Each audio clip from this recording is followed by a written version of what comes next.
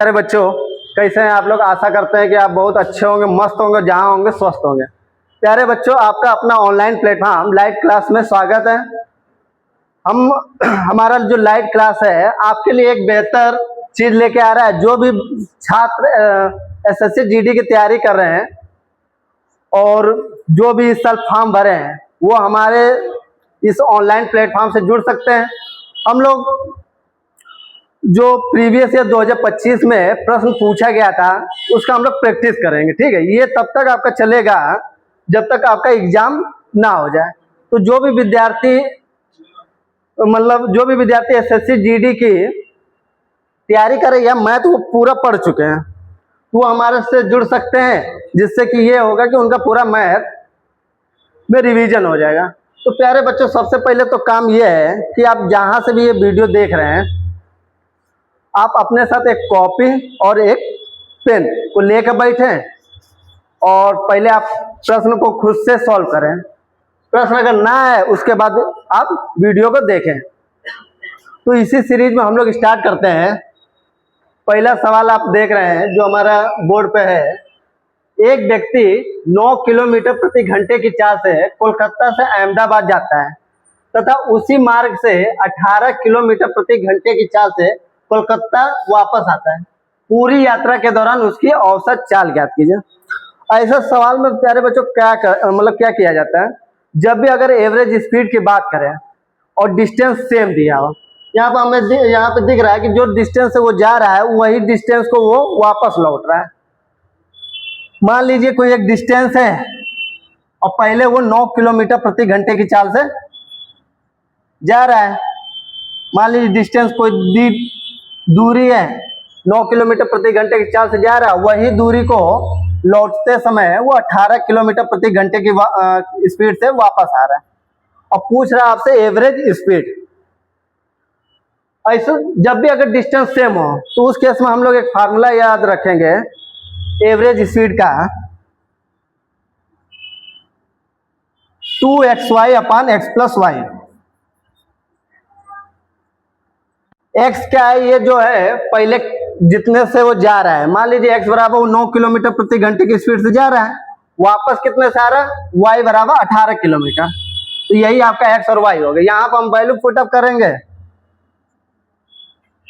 x की जगह देख रहे हैं 9 किलोमीटर और y की जगह है 18 बटे में x प्लस वाई, मतलब 9 18 कितना हो, 27। सॉल्व करेंगे, 9 त्रिक 27 और 3 छक 18। तो जो आपका आंसर आ जाएगा 6 दूनी, कौन सा ऑप्शन हो जाएगा आपका, ऑप्शन नंबर बी 12, ठीक है। अगर प्यारे बच्चों अगर आपको ये नहीं आ रहा तो आप बेसिक भी कर सकते हैं। बेसिक के लिए थोड़ा देख लेते हैं। अगर एवरेज स्पीड निकालना हो तो एवरेज स्पीड बराबर होता है टोटल डिस्टेंस बटे टोटल टाइम। तो टोटल डिस्टेंस की बात करें तो डी डिस्टेंस वो जाता है, वही दूरी वही डी डिस्टेंस वो वापस लौटता है। तो इस केस में आपका हो जाएगा डी प्लस डी। टोटल समय की बात करें 9 किलोमीटर प्रति घंटे की चाल से वो जा रहा है, तो समय बराबर दूरी बटे चाल। तो दूरी कितनी है, डी, कितने से जा रहे हैं, 9 से। वापस कितना किलोमीटर प्रति घंटे की चाल से वापस आ रहा है, 18 से। कितनी दूरी, डी, तो डी बटे 18। सॉल्व कर देंगे, वही आपका आंसर आ जाएगा। यहाँ 2d हो जाएगा और यहाँ एलसीएम लेंगे तो 18 और ये 9 दूनी 18, 2 2d और प्लस डी, तो 2d और ये 18 ऊपर चला जाएगा और नीचे 3d। डी से डी एलिमिनेट हो जाएगा, 3 छक 18, 6 दूनी 12।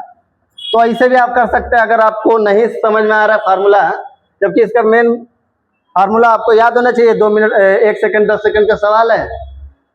अब अगला सवाल की ओर देखते हैं।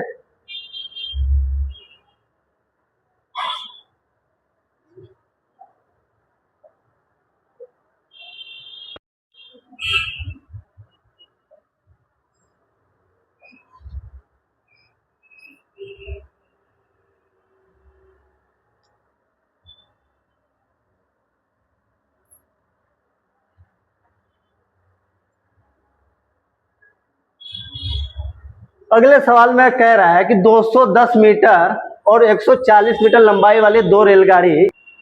अब दूसरा सवाल देखते हैं। दूसरा सवाल कह रहा है 210 मीटर और 140 मीटर लंबाई वाले दो रेलगाड़ी एक ही दिशा में क्रमशः 80 किलोमीटर और 150 किलोमीटर प्रति घंटे की चाल से गतिमान है। पीछे से आ रही तेज वाली रेलगाड़ी द्वारा दूसरी रेलगाड़ी को पूरी तरह पार करने में कितना समय लगेगा। इस तरह के सवाल में अगर मान लीजिए एक ट्रेन दूसरी ट्रेन को क्रॉस कर रही है और सेम डायरेक्शन में हो तो हम लोग रिलेटिव स्पीड का कॉन्सेप्ट लगाते हैं। रिलेटिव स्पीड क्या होता है, मान लीजिए कि पहली ट्रेन जो है वो 210 मीटर है, ठीक है। उसके बाद उसकी चाल कितनी है, 80 किलोमीटर। सेम डायरेक्शन में एक दूसरी ट्रेन है जिसकी अपनी एक मतलब 140 मीटर और 100। कॉन्सेप्ट क्या होता है, जब सेम डायरेक्शन में कोई एक ट्रेन दूसरी ट्रेन को क्रॉस करे तो उस केस में जो रिलेटिव स्पीड का कॉन्सेप्ट लगाते हैं। मान लीजिए ये 210 मीटर की है, 80 किलोमीटर प्रति घंटे की चाल से चल रही है और दूसरी ट्रेन 150 किलोमीटर। तो जो तेज चल रही ट्रेन को इनका स्पीड का अंतर, तो स्पीड का अंतर की बात करें तो 80 से पहली चल रही, दूसरी 150, तो समय बराबर क्या हो जाएगा, दूरी बटे में 4। अब दूरी की बात करें तो ये जब क्रॉस करेगी तो पहली ट्रेन की अपनी खुद की लंबाई 210 है और दूसरी ट्रेन की लंबाई 140, तो क्रॉस करेगी तो ये पहली ट्रेन को तो क्रॉस करेगी, साथ में साथ ये अपने खुद की लंबाई को भी क्रॉस करेगी। तो उस केस में जो दूरी हो जाएगा, दोनों ट्रेनों की लंबाई दूरी का काम करेगी। तो दूरी 210 और 140 जुड़ेगा, कितना हो जाएगा, 350 मीटर। और चाल की बात करें तो दोनों का अंतर देख रहे हैं, 80 और 150 का अंतर कितना हो जाएगा, 70। ये किलोमीटर है, किलोमीटर को मीटर पर सेकंड में कन्वर्ट करेंगे, 5/18 का भाग। 70 से 350 को काटेंगे 5 बार में और 18 ऊपर, 5 से 5 कैंसिल और 18 ऊपर चला जाएगा, ठीक है। ये जो आपका आ रहा है ये सेकंड में आ रहा है, ठीक है। हमको आंसर किस में लाना है, मिनट में। तो सेकंड को मिनट में कन्वर्ट करेंगे, किससे भाग दे देंगे, 60 से। 6 3 18, 6 दाम 60, तो 0.3 मिनट। तो यही आपका राइट आंसर हो जाएगा, ऑप्शन नंबर ए। अब अगला सवाल, तीसरे नंबर सवाल को देखते हैं। तीसरा नंबर सवाल क्या कह रहा है, पहले सबसे पहले सवालों को बढ़िया से पढ़ना जरूरी है। सवाल को बढ़िया से पढ़ेंगे उसके बाद आपको समझ आएगा। सवाल कह रहा है वार्षिक साधारण ब्याज के समान दर पर विपुल 5400 रुपए की राशि का निवेश करता है और विजय 9400 की राशि को निवेश करता है। यदि 5 वर्ष के अंत में विजय को विपुल से 840 पर अधिक ब्याज प्राप्त होता है तो वार्षिक ब्याज की दर ज्ञात कीजिए। ठीक है, रेट निकालना है, ठीक है। दिया क्या क्या है, 5400 रुपए पहले निवेश करता है और फिर 9400 रुपए। तो विपुल जो है,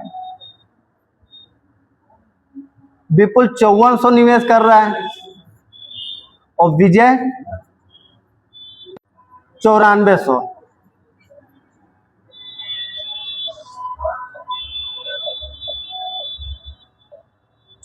निवेश करता है। टाइम है 5 वर्ष, ठीक है, 5 वर्ष। 5 वर्ष के अंत में विजय को विपुल से 840 पर अधिक ब्याज प्राप्त होता है। अच्छा ये बताइए ब्याज अधिक क्यों प्राप्त हो रहा है, जाहिर सी बात है विजय ने ज्यादा इन्वेस्ट किया है 9400 रुपए और विजय ने 9400 रुपए और विपुल ने 5400 रुपए। कितना अधिक इन्वेस्ट कर रहा है, तो हम यहां से दिख रहा है 4000,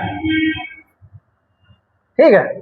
इसी कारण ये जो ब्याज है वो आपको 840 रुपए देना पड़ रहा है। तो रेट अगर निकालने के लिए हम क्या करते हैं, रेट निकालने के लिए 1 साल, अब देखो ये 4000 रुपए है, यही आपका प्रिंसिपल का काम करेगा और समय है 5 साल में, और इसी 4000 के कारण ये जो 840 रुपए ब्याज अधिक देना पड़ रहा है। तो रेट निकालने के लिए 1 साल का ब्याज, अच्छा ये 840 है, ये 5 साल का ब्याज है, तो 1 साल के लिए 840 भागे 5, तो कितना हो जाएगा, 5 एकम 5, 5 छक्का 30,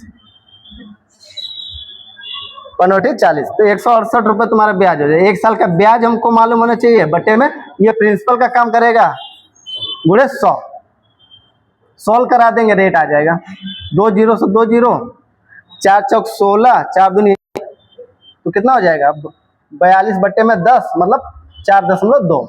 आपका राइट आंसर हो जाएगा कौन सा, ए। ठीक है,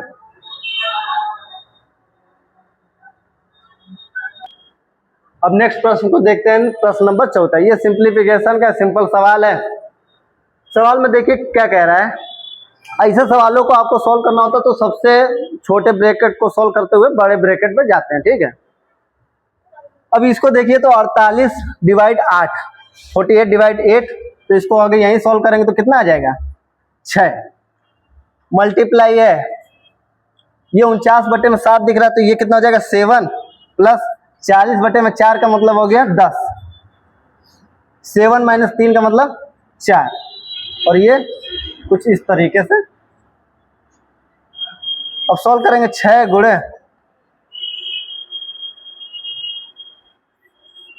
10 चौको 40 और प्लस 7 47। ठीक है, तो ये 47 हो गया, और फिर 47 गुणे 6 का गुणा करेंगे, 6 7 42, तो 2 लास्ट में आएगा, 2 जहां पर होगा वही आपका राइट आंसर हो जाएगा। तो 2 कहां दिख रहा है 282, 282, यही आपका राइट आंसर।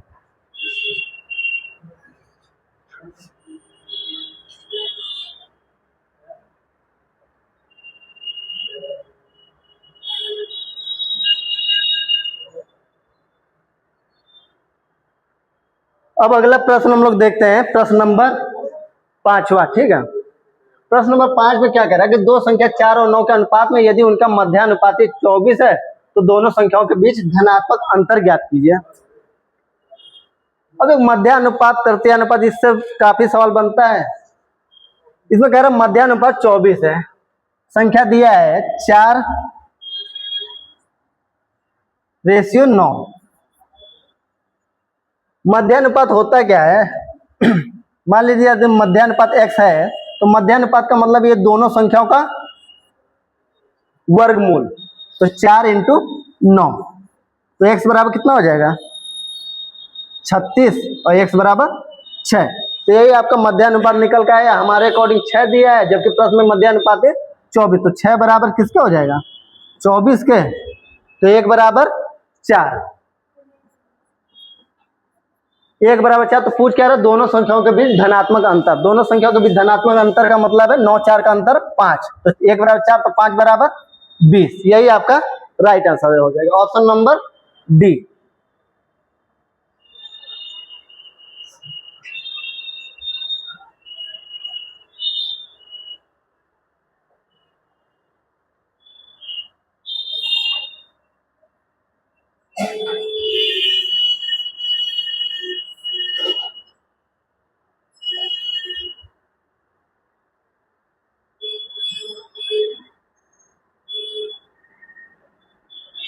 अब सवाल नंबर 6 को देखते हैं। सवाल नंबर 6 बहुत, इसमें देखिए क्या कह रहा है। मंदार के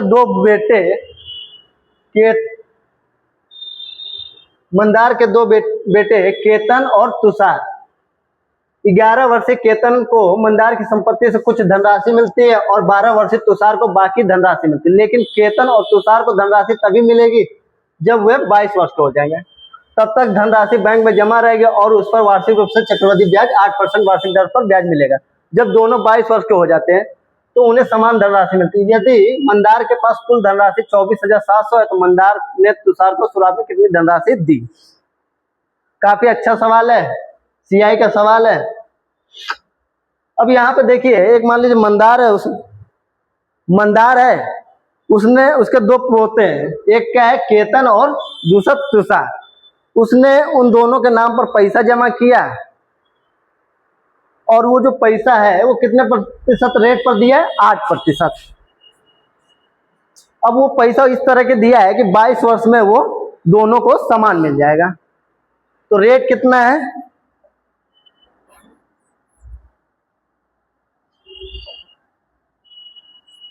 रेट है जो 8%।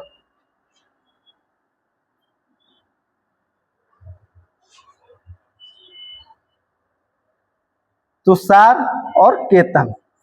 अब यहां पर हम लोग इस तरह के सवालों को लगाने के लिए क्या करते हैं कि मान लीजिए तुषार 12 वर्षीय तुषार है और 22 वर्ष में उसको धन मिलेगा। तो जो 12 वर्ष तुषार है, 22 वर्ष होने के लिए उसको कितना समय लगेगा? तो हम पाएंगे 10 वर्ष। उसी तरह से केतन 11 वर्ष का है और 22 वर्ष होने के लिए 11 वर्ष। यहां से ये समझ में आ रहा है कि दोनों को अगर समान राशि दी जाएगी तो कहीं ना कहीं उस केस में जो केतन को मिलने वाला जो धन है 22 साल में वो ज्यादा हो जाएगा। इसलिए वो अगर हम केतन को तुषार के बराबर करें हैं तो यहां से हम क्या देख रहे हैं कि केतन को अगर तुषार के बराबर करना होगा तो 1 साल केतन छोटा है, तो 1 साल इसका गैपिंग की बात करें तो कितना हो रहा है? 1 ईयर। अब 1 साल गैपिंग है और जो दोनों को जो धन मिलने वाला है वो 22 वर्ष में क्या है? समान। समान का मतलब अमाउंट समान है। ऐसे सवालों के लिए हमें रेट से ही निकालते हैं। रेट दिया 8%, अगर रेट 8% है तो 8% का फ्रैक्शन की बात करें कितना हो जाएगा? 8/100। सॉल्व करेंगे 4 दूनी 8, 4 से 25 तो 2/25। अगर मान लीजिए तुषार और केतन, यदि केतन को 25 रुपए दिया जाए तो तुषार को कितना देना पड़ेगा? 27 रुपए। दोनों को धन कितना दिया जा रहा है? 27 और 25 52। जबकि प्रश्न में मंदार कितना देता है पैसा? 24,700। तो 52 बराबर कितना हो जाएगा? 24,700 रुपए। हमसे पूछ क्या रहा है? मंदार ने तुषार को शुरुआत में कितनी धनराशि दिया है? तो मंदार ने शुरुआत में तुषार को कितनी धनराशि दी है? 27। तो जो पूछा जाए ऊपर, बताया जाए नीचे, इंटू वैल्यू। सॉल्व कर लेंगे, आपका आंसर आ जाएगा। सॉल्व करेंगे, 2 से काटेंगे, 2 से काटेंगे, 2 चौको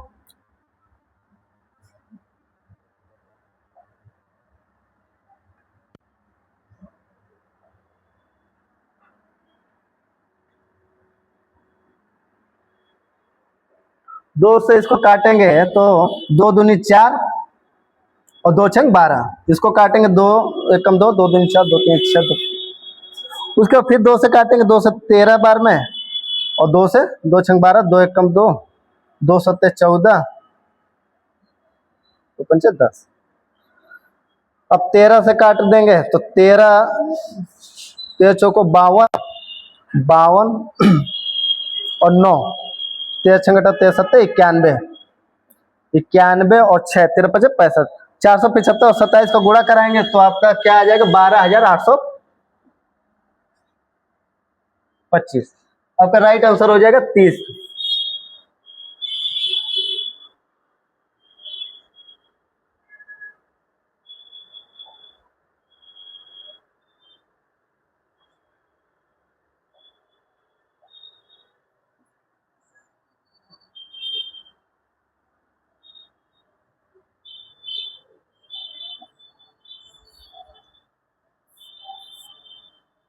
अब अगले सवाल की देख रहे हैं, एलसीएम एचसीएफ। एलसीएम का सवाल है 28, 60, 120 और 135 का एलसीएम ज्ञात कीजिए। देखिए, एलसीएम ज्ञात करने के लिए सबसे अच्छा तरीका यह है कि हम ऑप्शन को देखें, ऑप्शन से चेक कर सकते हैं। तो यहां पर अगर देख रहे हैं कि 28, 60, 120, 135, एलसीएम का मतलब ये होता है कि जो संख्या है उसका एलसीएम वही होगा जो दी गई संख्याओं को पूर्णतः डिवाइड कर दे। तो हम चेक करा लें कि इनमें से कौन संख्या है जो दी गई संख्याओं को, मतलब दी गई संख्याओं को पूरी तरह से डिवाइड कर दे रहा है। अगर हम बात करें 135 का मतलब ये होता है 5 × 27। ठीक है, तो हम चेक करें 5 से कौन सी संख्या कट रही है, तो ये संख्या कटेगा नहीं, ये कटेगा नहीं, ये कटेगा नहीं, यही आपका राइट आंसर हो जाएगा। तो ऑप्शन नंबर कौन सा हो जाएगा? ए। अगर मान लीजिए 2 ऑप्शन होता है तो हम दूसरी संख्या को लेकर चलते हैं। यहाँ पर हमको एक ही संख्या दिख रहा है 5 से डिविजिबिलिटी रूल देख लेंगे, 5 से संख्या कौन सी कट रही है, तो जो कटेगी वही आपका राइट आंसर। 5 का मतलब होता है कि जो लास्ट में 0 हो या 5 हो। अब अगले सवाल को देखते हैं।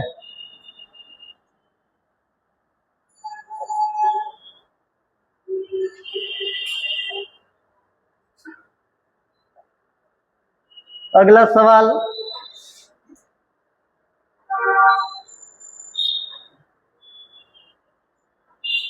क्वेश्चन नंबर 8, एक परीक्षा में गणित के 3 पेपर, अंग्रेजी के 2 पेपर और विज्ञान का 1 पेपर था। सभी पेपर 100 अंकों के थे। एस को गणित में 60%, अंग्रेजी में 70% और विज्ञान में 50% अंक मिला। सभी पेपर में उसके अंकों का प्रतिशत ज्ञात कीजिए। ठीक है, इसमें हमसे प्रतिशत पूछ रहा है। मान लीजिए कोई एक लड़का है, एग्जाम दिया, तो एग्जाम में मान लीजिए 5 सब्जेक्ट होते हैं, उसी तरह से ये आपका सवाल है प्रतिशत निकालने के लिए। अब एक एस नाम का मान लीजिए कोई एक विद्यार्थी है, उसको गणित में, मैथ में 60% अंक मिले और अंग्रेजी में 70% और साइंस में 50%। सभी पेपर में उसके अंकों का प्रतिशत कितना आता है? एक परीक्षा में गणित, अब यहां देखिए गणित का कितना पेपर था? 3, तो 60 और विज्ञान का 1 पेपर था और अंग्रेजी का 2 पेपर। तो कुछ इस तरीके से था। ठीक है, मैथ का उसका 3 पेपर था, इंग्लिश का 2 पेपर और साइंस का 3 पेपर, जिसमें उसको मैथ में 60% मिला, इंग्लिश में 70% और साइंस में 50%। कह रहा सभी पेपर में उसके अंकों का प्रतिशत। तो सभी पेपर में उसका अंकों का प्रतिशत निकालने के लिए क्या करेंगे कि टोटल जो, अगर सब्जेक्ट की टोटल कितने पेपर है, 1 2 3 4 5 6, तो टोटल को हम जोड़ कर 6 से भाग दे देंगे तो वही उसका प्रतिशत निकल जाएगा। यहाँ करेंगे तो 6 त्रिक 18, मतलब 180 आ रहा है। उसी तरह से यहाँ पे 140 और ये 50, सबको जोड़ेंगे तो 140 और 50 190, 190 और 180 कितना हो जाएगा? 370। तो 370 टोटल कितना सब्जेक्ट है? टोटल कितना? तो 6 से भाग दे देंगे तो 6 36 और 10, 6 कम 6, पॉइंट लगाएंगे 6 36 और फिर तो आंसर आपका आ रहा है 61.66। आंसर को देख रहे हैं तो कहाँ है? 61.66, 61.33 और 60। अब देखिए 61.66 है, ये इसी के करीब, करीब का मतलब 61.66 को क्या लिख लिया है? 61.67। तो यही आपका राइट आंसर हो जाएगा।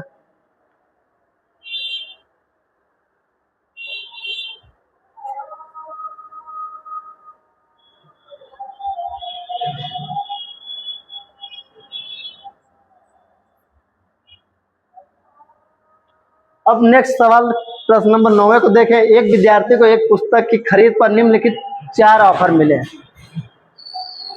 20% और 20% के 2 क्रमिक छूट 25। इसमें देखिए ये सवाल में क्रमिक छूट हमको निकालना है। हमको कह रहा है कि कौन सा बेहतर छूट होगा। मान लीजिए कस्टमर है, दुकान में पहुंचता है, दुकानदार उसको मतलब कई तरह के उसको डिस्काउंट बताता है, उसमें बेहतर डिस्काउंट मतलब बेहतर छूट कैसे होगा? तो क्रमिक छूट के लिए एक फार्मूला लिख लीजिए, x + y - xy बटे 100।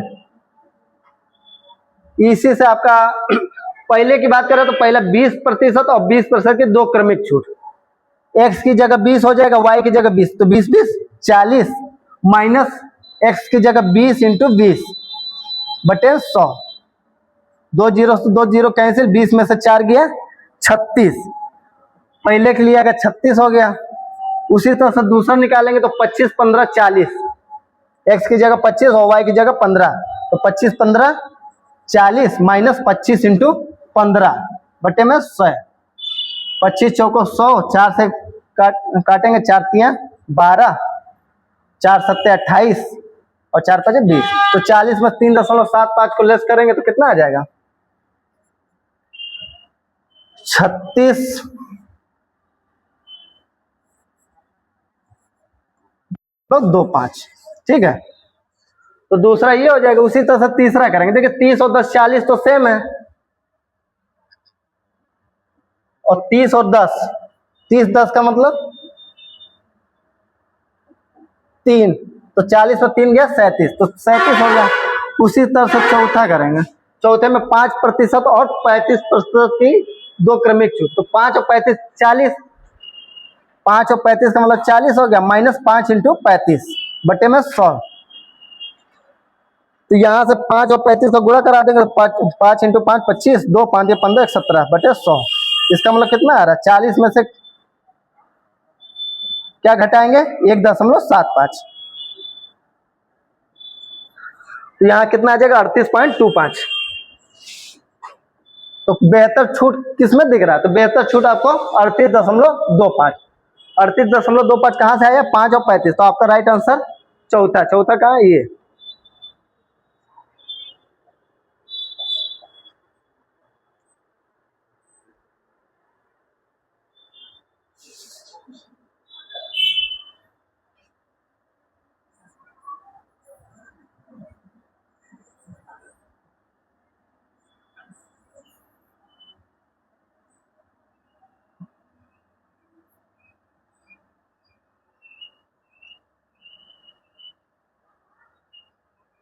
अब देखो सवाल नंबर 10 की बात करें तो सवाल नंबर 10 क्या कह रहा है कि दो संख्याओं का एचसीएफ 11 है, उनका योग 132 है। दो संख्याओं का एचसीएफ 11 है, उनका योग 132। यदि दोनों संख्या 42 से बड़ी है तो दोनों संख्याओं के बीच का अंतर ज्ञात कीजिए। देखिए एचसीएफ क्या होता है? एचसीएफ को मतलब हाईएस्ट कॉमन फैक्टर। अब इसको हम दो संख्याओं का एचसीएफ 11 है, उनका योग 132। दोनों संख्या 42 से बड़ी है। जो दोनों संख्या है वो किससे बड़ी है? 42 है। इसका मतलब एचसीएफ 11 है तो और 42 से बड़ी है तो संख्या में क्या हो सकता है? 11 का मल्टीपल। तो 44 42 से बड़ी है। 55, 66 और 77। भाई दो संख्या लेंगे तो उनका एचसीएफ 11 होना चाहिए। तो इन दोनों को लेंगे तो भी 11 मिलेगा, किन्हीं दो को लेंगे इसका 11, इसको भी 11। अब कह रहा है कि दोनों संख्या 42 से बड़ी, तो दो संख्या मान लीजिए इसको लेंगे तो योग हमारा कितना आना चाहिए? उनका योग 132। तो यहाँ योग दिख रहा है 132। 5 और 9 नहीं होगा। इसको लेंगे तो 6 4 10 नहीं होगा। इसको लेंगे तो नहीं होगा। 7 4 11। इसको स्टार्ट करते 5 6 5 11 नहीं होगा। इसको लेते तो 7 5 12। तो कौन सी हमको संख्या लेनी पड़ेगी? 55 और 77 का योग कितना आ रहा है? 132। तो यही दो संख्या हो जाएगी 55 और 77। दोनों संख्याओं के बीच अंतर। तो दोनों संख्याओं के बीच का अंतर कितना दिख रहा है? 55 माइनस 77 22। तो आपका राइट आंसर कितना हो जाएगा? 22।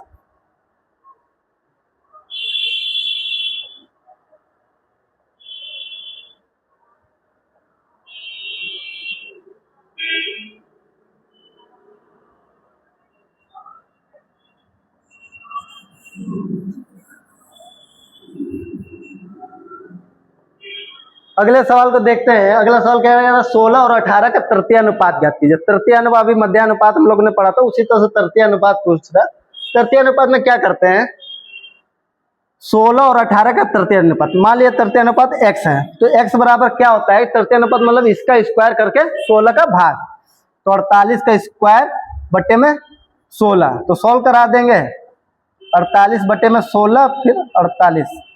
16 3 48। 3 का मल्टीप्लाई करेंगे 3 बटे 24। तो लास्ट में 4 आएगा। 4 किस में दिख रहा है? ये पूरा गुणा कराने की भी जरूरत नहीं है। एग्जाम में यही छोटे छोटे पॉइंट काफी महत्वपूर्ण भूमिका निभाती है। 3 का 48 में गुणा कराने का मतलब 3 बटे 24। तो यूनिट डिजिट का मतलब है लास्ट में 4 दिख रहा है। 4 आपका कौन सा ऑप्शन में दिख रहा है? तो हमको एक ही ऑप्शन दिख रहा है। कौन सा? 144। तो ये आपका सही हो जाएगा।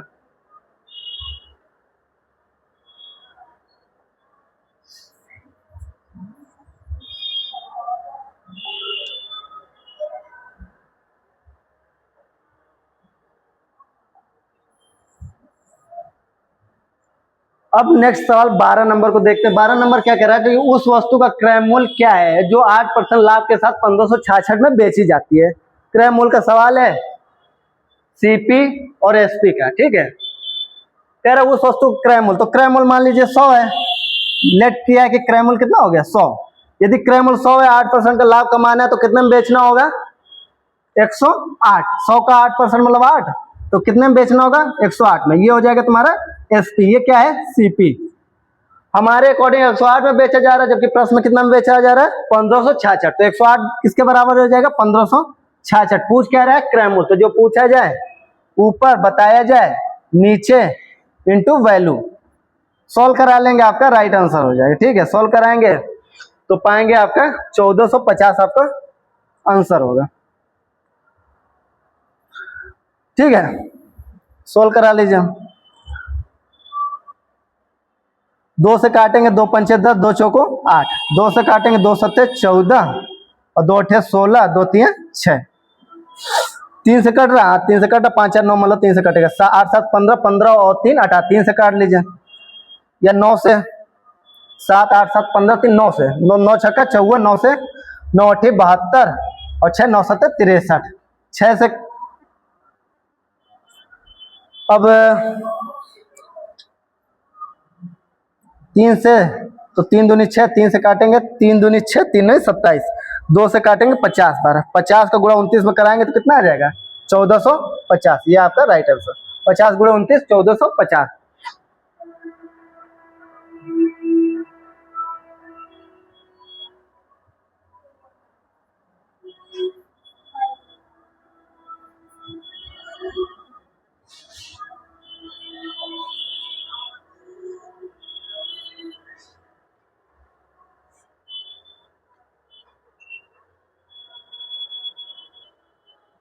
सवाल नंबर 13 की बात करें तो सवाल नंबर 13 क्या कह रहा है, एक संख्या को पहले 15% घटाया जाता है और फिर 20% बढ़ाया जाता है, इस प्रकार प्राप्त संख्या मूल संख्या से 78 अधिक, तो मूल संख्या ज्ञात कीजिए। देखिए एक संख्या मान लीजिए कि क्या है, संख्या मान लिया 100, यदि संख्या मान लिया 100 है तो पहले 15% घटाया जाता है, तो 100 का 15% घटाया जा रहा है, इसका मतलब है 85, फिर 20% बढ़ाया जाता है, तो 85 का 20% बढ़ाया जाता है का मतलब है सीधे हम 120 कर लें, 120 बटे 100, 100 का अगर 15% घटाया जाता है तो 100 का 85% करके भी कर लेंगे, तो 100 का 85% 85, फिर उसी संख्या को 20% बढ़ाया जाता है, तो 100 का 20% मतलब 85 का 20% बढ़ाया जाता है, तो 85 गुणे 120 बटे 100। 0 से 0 कैंसिल, 5 से काटेंगे तो 5 से 5 एकम 5, 5 सत्ते 35, 5 दूनी 10, 2 छंग 12, तो कितना हो जाएगा 17 छक्का 102। संख्या 100 माने थे और जो प्राप्त संख्या कितना है 102, तो कह रहे हैं इस प्रकार प्राप्त संख्या मूल संख्या से 78 अधिक है, प्राप्त संख्या मूल संख्या से 78 अधिक है, कितना अधिक हमारे अकॉर्डिंग है 2, जबकि प्रश्न में कितना अधिक है 78, तो मूल संख्या ज्ञात कीजिए। तो 2 बराबर 78, तो 1 बराबर 39, तो 100 बराबर 3900, आपका राइट आंसर चौथा।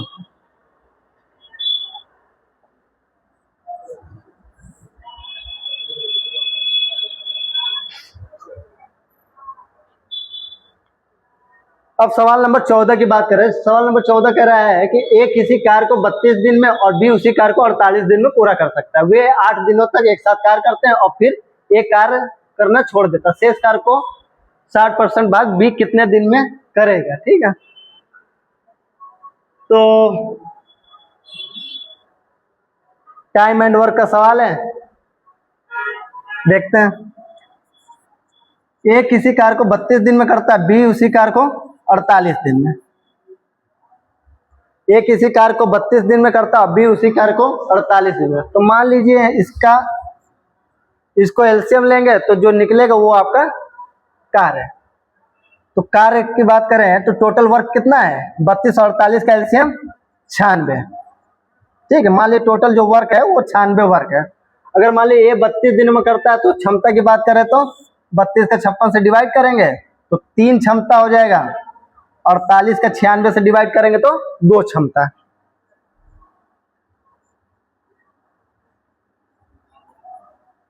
अब कह रहा है कि वे 8 दिन तक एक साथ कार्य करते हैं, 8 दिन तक अगर एक साथ कार्य करते हैं तो ये 3 क्षमता से करेगा और बी 2 क्षमता से, दोनों अगर करेंगे तो 5 क्षमता से, 5 क्षमता से करेंगे 8 दिन तो कितना काम कर लेंगे 40 का, 40 काम अगर कर ले रहे तो शेष काम कितना हो जाएगा 40, 96 से 40 घटा दीजिए 56, तो शेष काम कितना हो गया 56। अब इस 56 काम को किससे कराना है, शेष कार्य का 60% भाग बी कितने समय में करेगा, तो शेष कार्य कितना निकला 56 का 60%, बी कितने दिन में करे, तो बी की क्षमता 2 और 60% मतलब 60 बटे 100, सॉल्व करा देंगे आंसर आ जाएगा।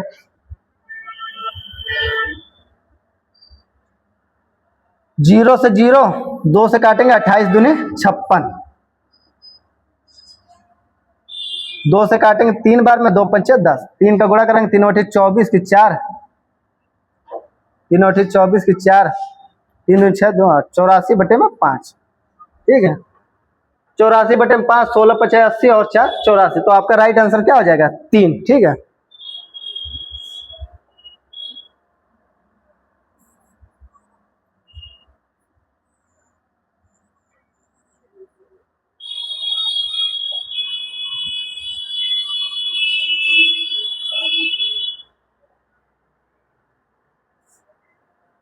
नेक्स्ट सवाल मेंसुरेशन का है। 2 शंकुओं की ऊंचाई का अनुपात दिया 4:3 तथा उनके आधार की त्रिज्याओं का अनुपात दिया है 1:2। हमसे उनके आयतन का अनुपात, तो शंकु का जो आयतन होता है वो क्या होता है? 1/3 पाई आर स्क्वायर एच। ठीक है, तो वही फार्मूला लगेगा, इसमें कुछ है नहीं। तो ऊंचाई कितना दिया है? मान लीजिए h1 दिया है, h1 बटे h2 कितना है? 4:3। उसी तरह से त्रिज्या जो है r1, रेडियस कितना है? r1 r2 1:2। हमसे ऊंचाई और उनके आयतनों का अनुपात, तो आयतनों का अनुपात की बात करें तो पहले शंकु के लिए आयतन 1/3 पाई आर स्क्वायर एच, उसी तरह से दूसरे के लिए पाई आर 2 स्क्वायर h2। इससे ये कैंसिल हो जाएगा। r1 कितना दिया है? 1 का स्क्वायर 1 होता है, h1 कितना दिया है? 4, उसी तरह r2 कितना दिया है? 2 का स्क्वायर 4 और h2 कितना दिया है? 3। 4 से 4 एलिमिनेट हो जाएगा, 1:3। ठीक है, तो यही आपका राइट आंसर हो जाएगा। प्रश्न नंबर 15 हो गया। अगला सवाल की बात करें तो 16 नंबर देखिए।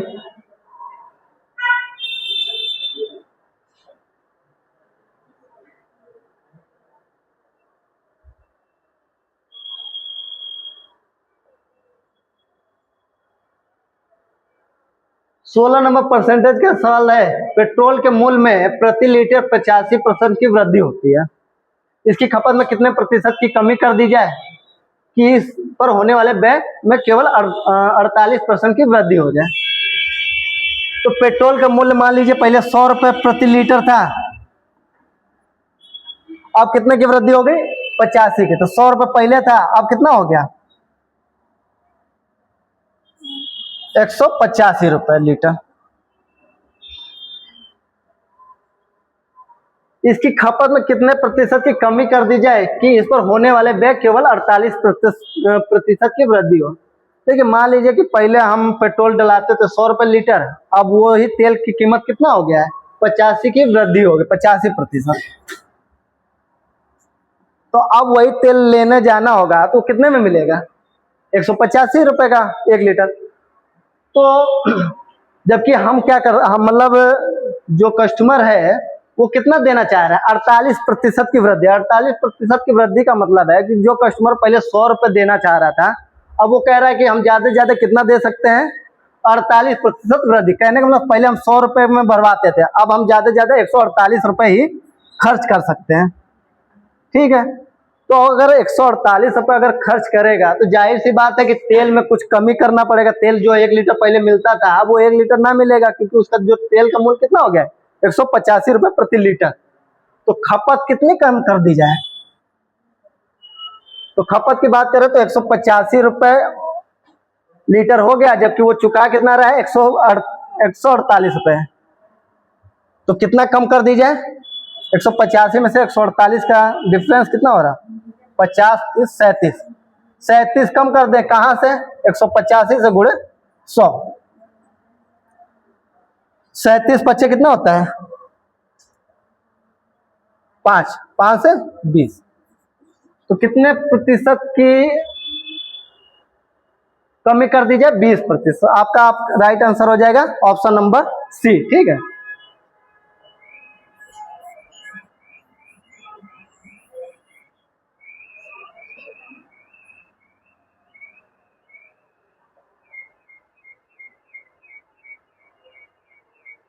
नेक्स्ट सवाल की बात करें, प्रश्न नंबर 17।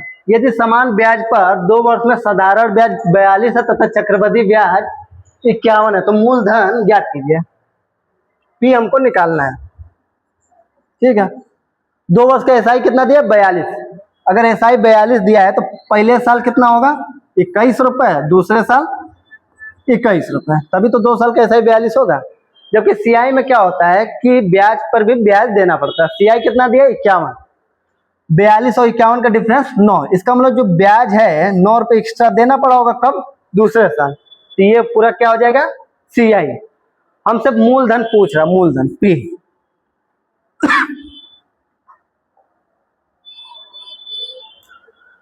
तो मूलधन पूछ रहा, तो पहले हम रेट निकाल दे। तो रेट निकालने के लिए रेट निकालना है तो 9 रुपए जो ब्याज दे, 9 रुपए का ब्याज मिल रहा है वो किस पर? 21 पर। तो 9 बटे में 21 गुणे 100। यहाँ 100 करेंगे, 3 3 का 9, 3 सत्ते 21, 300 बटे में 7%। 9 रुपए का ब्याज मिल रहा किस पर? 21 पे। प्रतिशत के लिए 100 का गुणा, तो 300 बटे 7%। अब हमसे रेट नहीं निकालने को पूछा। रेट अगर निकालना होता तो ये आपका राइट आंसर हो जाता। हमसे पूछ रहा है मूलधन ज्ञात कीजिए।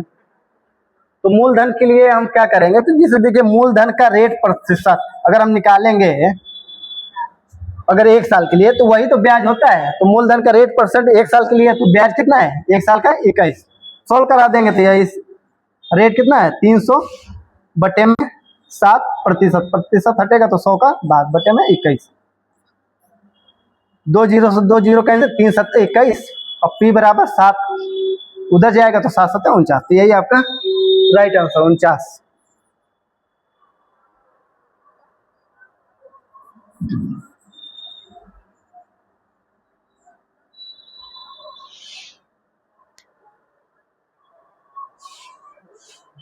प्रश्न नंबर 18 को देखें।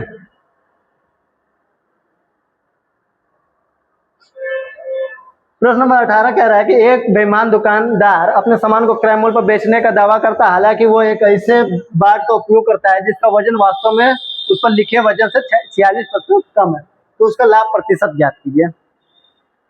ठीक है, बेईमान दुकान, ये भी परसेंटेज का ही सवाल है। तो परसेंटेज का सवाल आप देख ही रहे हैं कि कितने सवाल पूछ रहा है एसएससी जीडी में। कम से कम 3 4 5 सवाल परसेंटेज और प्रॉफिट लॉस से ही पूछा है। एक बेईमान दुकानदार अपने सामान को क्रय मूल्य पर बेचने का दावा करता है। देख लीजिए, मान लीजिए कि 100 रुपए की चीज है और हम गए एक्चुअल में उसको 1 केजी हमको देना चाहिए, 1000 ग्राम। 1 केजी का मतलब 1000 ग्राम। यह क्या? वो इससे बाट का उपयोग करता है जिसका वजन वास्तव में उस पर लिखे वजन से। मान लीजिए कोई 100 रुपए की चीज है, चीनी लेने गए तो उसको कितना देना चाहिए था? 1 केजी, 100 रुपए किलो के हिसाब से। उसने दिया कितना? 46%। मतलब 1000 का 46% कितना हो जाएगा? 460। 460 ग्राम कम बाट का उपयोग, 460 ग्राम कम बाट का प्रयोग किया। इसका मतलब कितना हमको उसने दिया? 540 ग्राम। एक्चुअल में उसको 1000 ग्राम हमको देना चाहिए था, उसने दिया कितना? 540 ग्राम। कहीं ना कहीं यहाँ तो एक तरह से कितने का लाभ कमा रहा है? तो 1000 540 ग्राम दिया तो कितने का लाभ कमा रहा है? 460 ग्राम का। तो कह रहा है उसका लाभ प्रतिशत। तो लाभ प्रतिशत की बात करें तो कितना लाभ कमा रहा है? 460। कितना लाभ कमा रहा है? 460 ग्राम। क्या देकर? 540 ग्राम गुणे 100। सॉल्व करा देंगे, आपका आंसर हो जाएगा 0 0।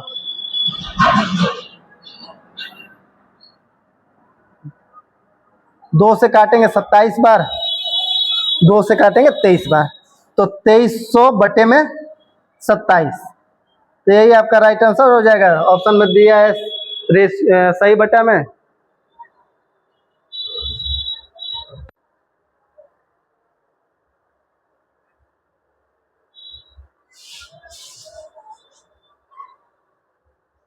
तो आपका कौन सा हो जाएगा? 2300 बटे 27 को सॉल्व करेंगे तो आपका चौथा।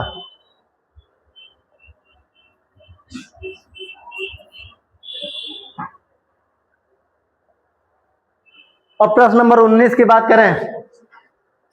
प्रश्न नंबर 19 में कह रहा है गोपाल, अक्षय और अतुल का औसत जो भार है वो 46 केजी है। यदि गोपाल और अक्षय का औसत भार 40 केजी और अक्षय और अतुल का औसत भार 45 केजी, तो अक्षय का भार केजी, अक्षय का भार ज्ञात कीजिए। ठीक है, ठीक है। गोपाल, अक्षय और अतुल, अगर औसत भार 46 केजी है तो टोटल कितना हो जाएगा, तो तीनों का 3 से गुणा करा देंगे तो टोटल निकल जाएगा। 3 छक 18 के 8, 1 3 चौक 12 13, 138 केजी। औसत का मतलब होता है कि गोपाल भी 46 का है, अक्षय भी 46 का और अतुल भी 46 का, तो टोटल 138 केजी हो जाएगा। अक्षय, गोपाल और अक्षय 40 केजी, औसत 40 है तो टोटल 80, ठीक है। उसी तरह से अक्षय और अतुल का जो औसत भार कितना दिया है, अक्षय और अतुल 45 अगर औसत है तो टोटल 90 है। अब हमसे कह रहा है अक्षय का भार, अक्षय का भार कैसे निकलेगा, इसको जोड़ लीजिए, गोपाल और अक्षय और यहाँ अक्षय और अतुल, अगर सबको जोड़ेंगे तो यहाँ से अक्षय कितना दिख रहा है, एक यहाँ मिल रहा है और एक यहाँ मिल रहा है, तो अक्षय 2 मिल रहा है। अगर घटा देंगे तो क्या, गोपाल अक्षय और अतुल, गोपाल अक्षय और अतुल कैंसिल हो जाएगा, बचेगा अक्षय। तो अक्षय का जो भार हो जाएगा वो कितना हो जाएगा, इन दोनों को जोड़ के 90 और 80 जोड़ेंगे तो कितना हो जाएगा, 170 में से 138 लेस कर दीजिए तो कितना आ जाएगा, 32। यही आपका राइट आंसर ए। अब नेक्स्ट सवाल की अगर बात करें, 4 अंक लास्ट प्रश्न है,